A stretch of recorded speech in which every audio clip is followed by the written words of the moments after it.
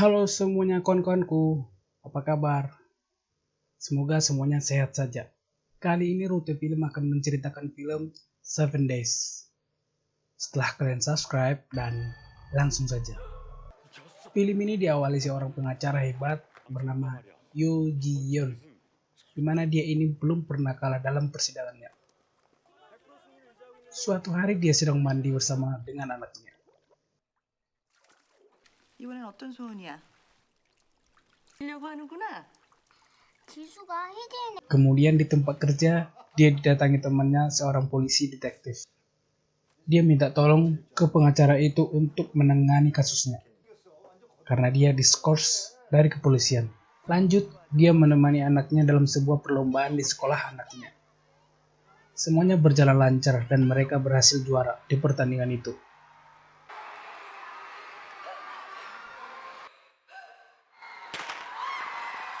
Tapi tiba-tiba anaknya menghilang.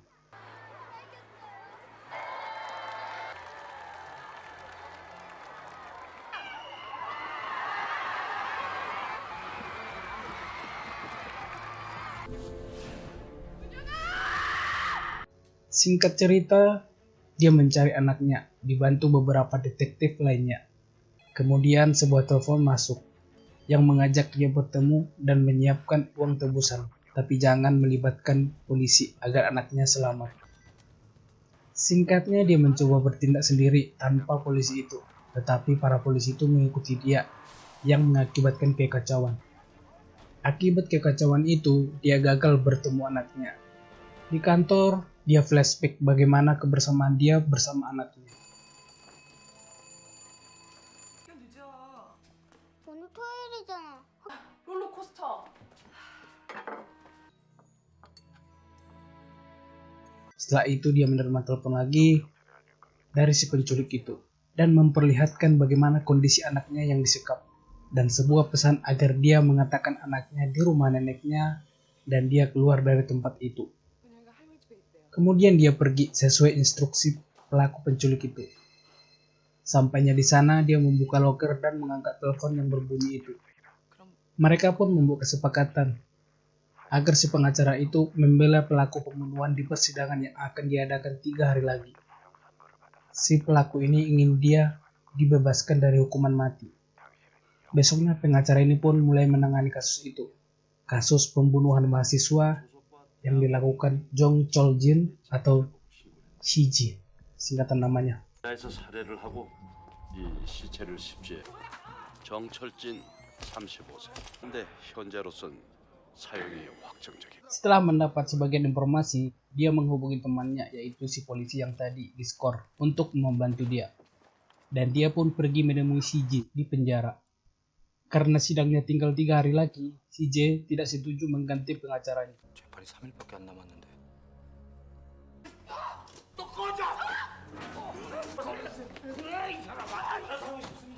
Setelah insiden itu, dia pulang. Di jalan dia memberhentikan mobilnya karena rekan polisi detektifnya selalu mengikuti dia. Karena tidak mau terjadi apa-apa terhadap anaknya, dia pun harus mengatakan anaknya baik-baik saja. Karena setiap pergerakannya dipantau si pelaku penculik itu. Singkatnya, di rumah dia menerima telepon bahwa si J sudah setuju dia menangani kasusnya. Dan dia kembali menemui dan menginterview si J. Di lain tempat, seorang pria tua menemui seorang jaksa. Dan dia meminta untuk mengalahkan Yoo Ji-yeon di persidangan kali ini. Kembali lagi ke pengacara itu, dia sedang bersama temannya untuk menemui dokter yang mengotopsi mayat yang dibunuh itu. Singkatnya, mereka menemui dokter itu untuk menggali informasi. Setelah itu, mereka makan bersama di restoran. Dan dia mendapat telepon lagi dari si pelaku.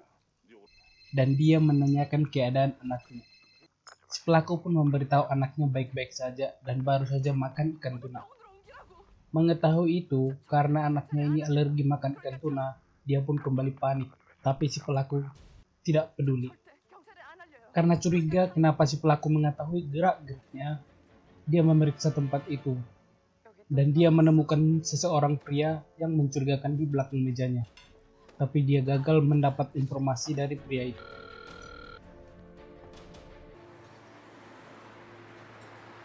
Setelah itu mereka pergi menemui ibu korban.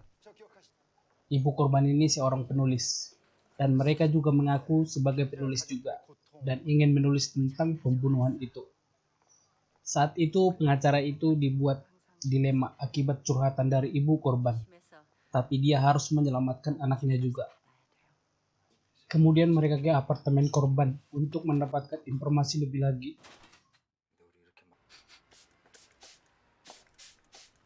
비쪽 봐라 이거.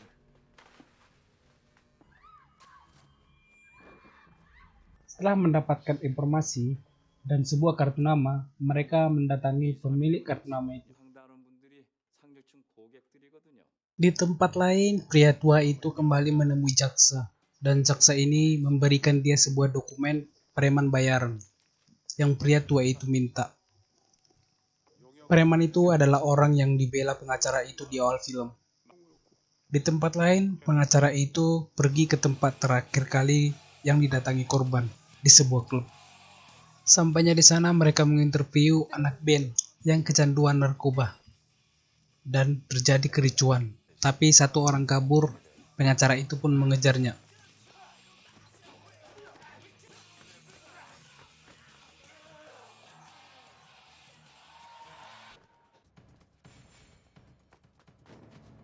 Singkat cerita, setelah pengejaran itu, dia pun tertangkap. Dan dia pun memberitahukan bahwa korban berubah semenjak bertemu pria itu. Dan dia memberikan informasi tentang siapa pria itu. Setelah itu dia mendapat telepon dari si penculik anaknya lagi. Untuk memberitahukan anaknya sakit. Jiwon pun berangkat untuk memberikan obatnya sesuai instruksi penculik. Di tempat si penculik sudah mengikatkan seekor anjing dengan sebuah tas menempel di badannya. Pengacara itu pun memasukkan obat itu dan melepaskan anjing itu. Setelah itu dia mendengar suara tangisan anaknya di seberang jalan. Dan dia melihat anaknya dibawa seorang pria dan dia mencoba mengejar tapi gagal. Setelah dia kembali masuk dalam mobil, dia kaget ternyata temannya di dalam mobil dan dia mendengarkan semua. Terpaksa pengacara itu mengaku yang sebenarnya, bahwa anaknya diculik dan dia harus membebaskan si J agar anaknya selamat. Mendengar itu, polisi itu pun membantu dia untuk menyelesaikan kasusnya. Besoknya Jiwon kembali masuk ke dalam apartemen korban. Tapi dia dikagetkan ibunya korban yang berada di tempat. Dan ibu ini marah karena sudah tahu siapa Jiwon yang sebenarnya. Tapi Jiwon pun pergi tanpa berkata apapun. Di tempat lain, temannya menggali informasi tentang tempat tinggal si J dan mengetahui soal kekasih si J. Kemudian di penjara, si J ditemui seseorang dan memberikan isyarat setelah dia bebas nanti, mereka bertemu di tempat parkir lantai 6. Jiwon bersama temannya mereka pergi menemui Gang Jiwon di rumah sakit jiwa, di mana pria itu adalah orang yang dimaksud membuat korban atau HJ berubah. Setelah Jiwon bertanya soal HJ, pria ini bertingkah aneh dan dia menyelipkan sebuah surat di kantong jaket Jiwon. Kemudian kepala rumah sakit datang dan melarang mereka menemui dia. Di perjalanan pulang, dia membaca surat yang berisi dia tahu siapa pembunuh HJ. Mereka pun kembali ke rumah sakit jiwa dan membuat kegaduhan agar mereka bisa menemui orang gila itu.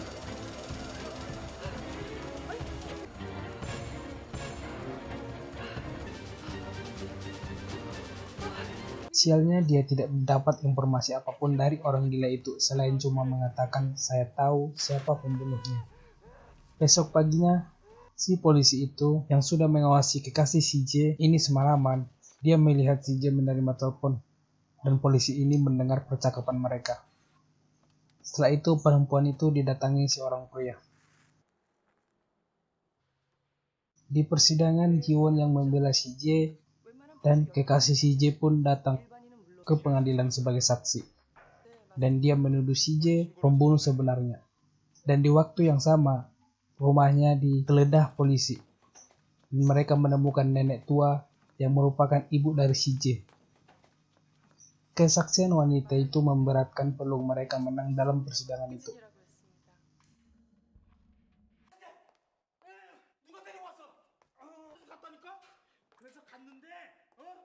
Setelah persidangan itu, si pengacara menerima sebuah paket dan dia kaget isinya adalah replika potongan tangan dan sebuah surat dengan isi besok tangan aslinya. Di rumah Jiwon kembali mencocokkan segala informasi yang dia dapat dan ditambah lagi informasi dari temannya polisi itu. Kemudian dia mendatangi ibu korban untuk meminta video rekaman pemakaman anaknya. Dengan perdebatan, ibu itu pun memberikan rekaman itu kepada Jiwon. Di dalam rekaman itu, dia mendapati orang gila yang di rumah sakit jiwa itu berada di tempat pemakaman. Karena merasa aneh, dia kembali ke rumah sakit jiwa. Tapi, kepala rumah sakit menolak memberikan informasi tentang pasiennya. Setelah itu, si polisi mendapat telepon dari rekannya dan memberitahukan mereka mendapat mobil yang dikendarai HJ terakhir kalinya. Jiwon pun berangkat dan memeriksa isi mobil itu, dan mereka mendapatkan sebuah gelang dan tindit. Di mana setelah ke dokter bedah mayat, tindit itu adalah milik orang gila yang di rumah sakit itu. Setelah itu polisi ini memberikan informasi tentang orang gila itu bahwa ayahnya adalah Gang Saman, orang nomor 1 di kejaksaan. Dan ayahnya ini menyembunyikan informasi anaknya agar karir politiknya lancar. Setelah itu, Jiwon masuk ke dalam rumah, tapi di rumahnya sudah ada beberapa preman dan pria tua itu. Dan dia pun disekap. Kemudian pria tua itu membakar segala bukti yang Jiwon dapat. 이거 아주 중요해. 아들이잖아. 진범이 잡혔으니까 내가 왔잖아.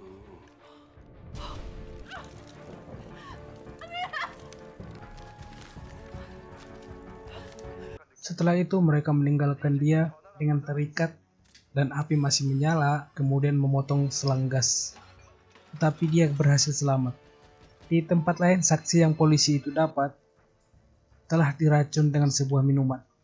Di waktu yang sama, si polisi itu pun mendapat tempat disekapnya anak Jiwon. Kemudian terjadi perkelahian, di mana pria itu adalah pria yang mereka jumpai di restoran kemarin. Dan di tempat lain, Jiwon pergi ke tempat saksi yang diracun tadi. Sampainya di tempat, pria itu sudah setengah sadar. Dan beruntung Jiwon masih mendapat informasi tentang orang gila itu. Setelah itu dia mendapat telepon dari si penculik anaknya. Dan dia akan memotong tangannya dengan waktu sisa 12 jam dari sekarang. Mengetahui itu, di rumah Jiwon sangat sedih dan terpukul.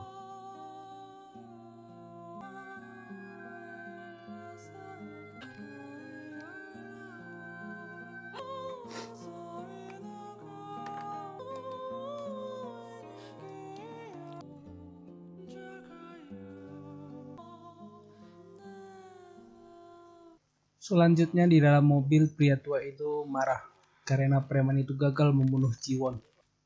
Dia kemudian memukul preman itu sampai berdarah dan memberikan tiket agar dia keluar dari negeri itu.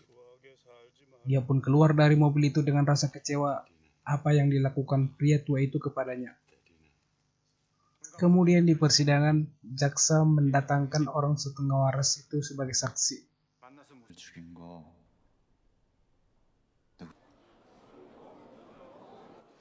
약물 중독자입니다. 증인의 말은 신빙성이 없으며 Kemudian Jiwon menjelaskan semua informasi yang dia dapat dan mengatakan pembunuhan itu adalah pembunuhan terencana.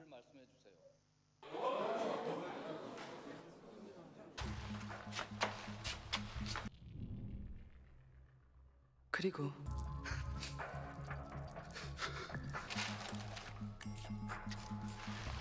Setelah itu, argumen dia diperkuat dengan si preman itu muncul memberikan rekaman suara percakapan Jiwon dengan si pria tua itu semalam waktu disekap.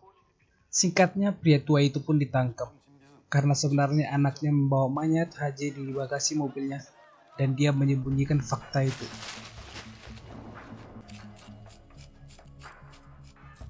Besoknya mereka berangkat menemui anaknya, yang dimana anaknya ini sudah berada dalam koper dan tak sadarkan diri.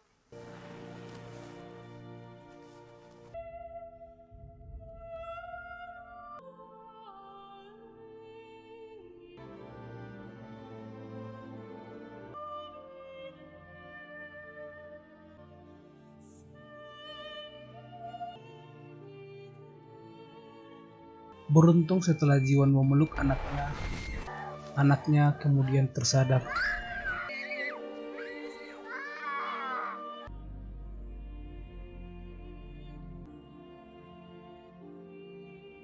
Dan di tempat lain setelah CJ bebas, dia bertemu sesuai perjanjian di tempat parkir lantai 6. Tapi kemudian dia ditabrak dan diikat dalam satu ruangan, sambil si pelaku memberikan pesan kepada dia. Kemudian dia dibakar hidup-hidup.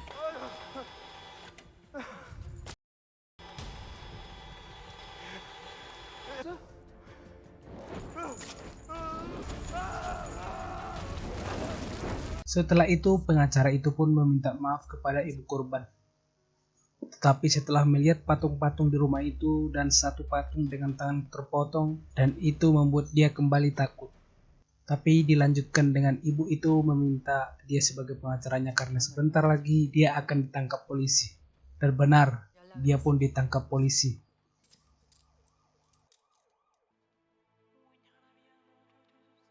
Di ending film ini kita akan dibawa flashback di mana ibunya ini membersihkan darah anaknya yang bercucuran di lantai dan menemukan sebuah benda tajam dengan darah. Nah, di akhir cerita ini kalian pasti sudah tahu siapa penculik anak pengacara itu. Dan demikianlah cerita film 7 Days. Saya ucapkan terima kasih banyak dan jangan lupa subscribe, like, share, dan sampai jumpa.